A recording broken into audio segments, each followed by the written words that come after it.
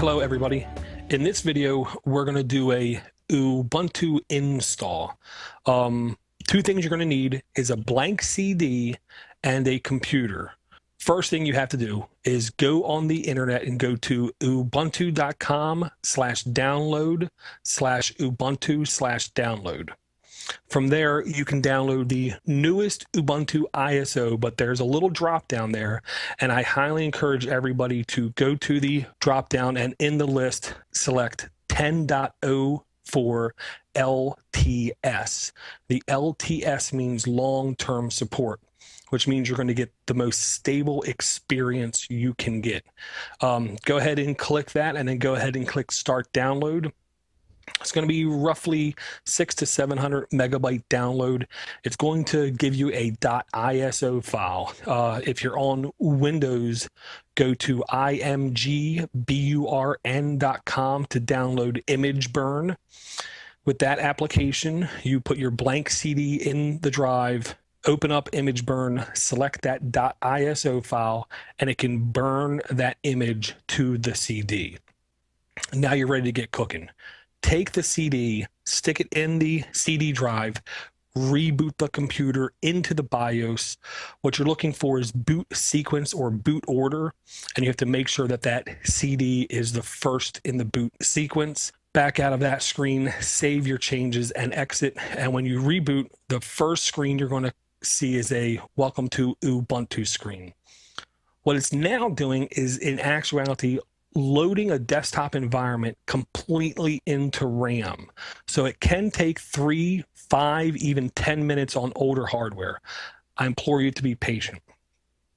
The very next screen you're going to see is it's going to ask you if you want to try Ubuntu or install Ubuntu. If you're on a perfectly blank hard drive, feel free to go ahead and hit install Ubuntu. If you want to play around while it's doing an install, go ahead and hit try Ubuntu. I always pick this because as it's doing the install, I can browse the internet, log into my Gmail, go to my Twitter account, check in and do different things. Either way, the install steps are both exactly the same. If you go to the Try Ubuntu screen, there's going to be a Install Ubuntu icon right on the desktop. Go ahead and double click that. The first screen you're going to see is really a welcome screen asking you to select your language. Go ahead and pick your language and then hit forward. The very next screen that pops up is your time zone selection screen. Go ahead and pick your time zone and then go ahead and hit forward. We're already on step 3 and there's only 7 steps in this process. I really like the simplicity to it. The very next step is asking you to select your keyboard. If you're in the US, stick with whatever the default is. Go ahead and hit next. It's always going to be correct for you. Now this next screen is where you get to do your disk partitioning, or how you want your hard disk to be cut up. If this is a fresh hard drive with nothing on it, go ahead and select use entire disk and then go ahead and hit forward. And it's going to warn you that these changes you're about to make are in fact permanent. Go ahead and hit continue. The disk partitioner will take a minute or two to actually allocate the drive space and make the initial format of those partitions. One difference between Linux and the Windows operating system is the swap file in Linux, which equates to virtual memory page file. In Linux, it's a completely separate partition. In Windows, it's part of your file system. There's an advantage to having it separate, and that's how Linux does it. Okay, now we're at step 5 of 7. It's asking you to enter your name, your login name, and your password. I highly encourage everyone to not use the word password. Do not use the password 1234. Part of what makes Ubuntu and Linux secure is you need to have that password to do anything that can modify the core components of the operating system. Below that, it's going to ask for the computer name. Just give it something that will make it easily identifiable. Now, beneath there's 3 radio buttons.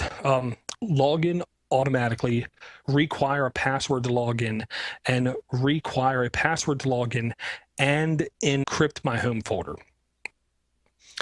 Unless this is a HTPC media center device, you should always log into the computer. It adds a little bit of security to it. Now, I personally never encrypt my home folder, mainly because if something happens and the computer becomes unbootable, it makes it much more difficult to boot to a live distribution or to take the hard drive out, put it as a secondary drive in a second computer, and try to get your files off of it because your home folder is now encrypted.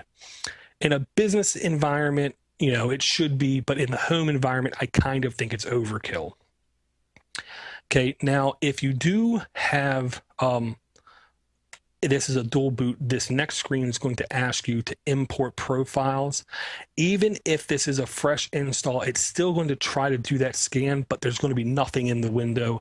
So just go ahead and click next. Now we're at stage 7 of 7. This is it. It basically gives you an easy rundown of all the changes it's going to make to your computer. What's the computer name? What's the login name? What style of keyboard it is?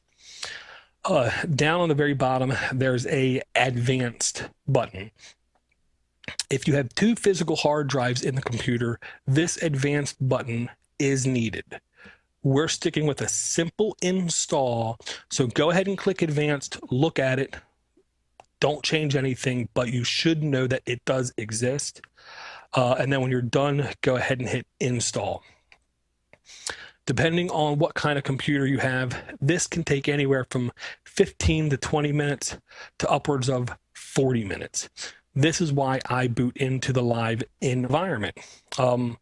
While this is doing its install, you have a full-featured, full-functional desktop operating system at your fingertips. You can install Flash, you can install games, you can go to Google, you can go to Facebook, you can do virtually anything you can do on any other computer. In fact, one of my little tricks is to go up to the system menu, go down to preferences, remote desktop, and enable remote desktop. This is basically VNC. So now from another computer or from a smartphone, you can actually remote into this computer, check in on the install process, and you'll know when it's done. You don't have to keep coming up to it every couple minutes. We're going to take a pause in the video while this install completes. It's going to take a little bit of time for the install, and once the install is complete, you'll be prompted to either continue testing or restart now. One quick note. After your very first install, it might take a minute or two, but pay attention to the top right-hand corner of your screen. Up in that panel, you might get a notification icon that looks like a little PCI card. If you see something like this, that means there's additional drivers available for your hardware that can and should dramatically increase what you can do on your computer, either enhanced graphics capability, better sound capability, or even Wi-Fi drivers themselves. Pay close attention to that.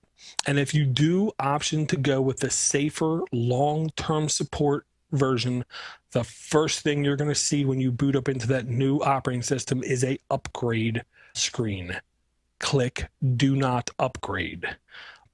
I highly encourage everybody stick with the long-term support version. It is not only more stable, it's a very competent operating system with over 35,000 pieces of software instantly downloadable to basically take care of any task you can think of. We're going to go on to the next video.